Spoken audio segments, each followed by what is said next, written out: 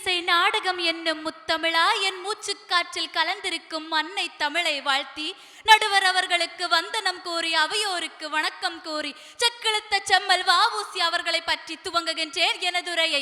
1872 ஆண்டு தூத்துக்குடி ஒட்டப்பிடாரத்திலே உலகநாதன் பிள்ளைக்கும் பரமாயி அம்மானுக்கும் மகனாக பிறந்தார் வள்ளியப்பன் உலகநாதன் சிதம்பரம் பிள்ளை.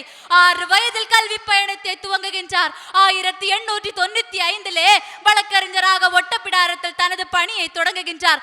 ஏழை எளிய மக்களுக்கு இலவசமாக நீதி நியாயம் வழங்குகின்றார். நிலையின் தெரியாத அடங்கியான் தோற்றம் மலையினும் மானம் பெரிது என்றார் வள்ளுவர். அவர் வாக்கு கிடங்க நீதி நேர்மை நியாயம் பண்பு ஒடுக்கம் அடக்கம் ஆகியவற்றிற்கிடங்க நீதிபதிகள் கூட அடங்கும் அளவிற்கு மதிப்பை பெற்றிருந்தார். அந்நிய வணிகம் செய்ய வந்தவன் நம்மை ஆழ்வதா என்று கூறி அவர்கள் வணிகத்தை அழிக்க முயன்றார்.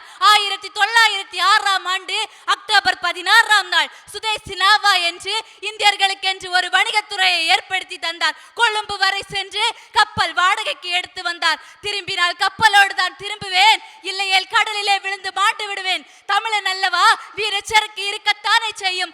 SS காலியா என்ற கப்பலுடன் தமிழனாய் மீண்டு வந்தார். சுதந்திர போராட்ட தாகம் மக்களிலே எட அநேக சொற்பொழிவுகளை நிகழ்த்தினார். விளைவோ 1908 ஆண்டு மார்ச் 12 நாள் சிறையில் அடைக்கப்பட்டார். 40 ஆண்டுகள் சிறை தண்டனை வீழ்த்தனர். இதிலிருந்தே பிரிட்டிஷ்காரர்கள் தம் வ.உ.சி மீது எவ்வளவு பயம் கொண்டிருந்தனர் என்பது தெரிகின்றது. சிறையிலே சணல் நூற்றார், கல் உடைத்தார், மாடுகள் இழுக்கின்ற செக்கையும் இழுத்தார். ஆம், சிறையில் இருந்து கடின பாடுகள் பட்டு 1912 மீண்டு வருகின்றார். ஒரு புறம் அச்சமில்லை அச்சமில்லை என்று பாரதியின் முழக்கம், மற்றொரு புறம் கத்தியின்றி இரத்தமின்றி யுத்தம் என்று வருகிறது என்று காந்தியடிகளின் முழக்கம். காந்தியடிகளின் முழக்கத்திலே தனக்கு ஒத்துழைப்பு இல்லை என்றாலும் காந்தியடிகளின் மீது மதிப்பு நிறைந்தவராக இருந்தார்.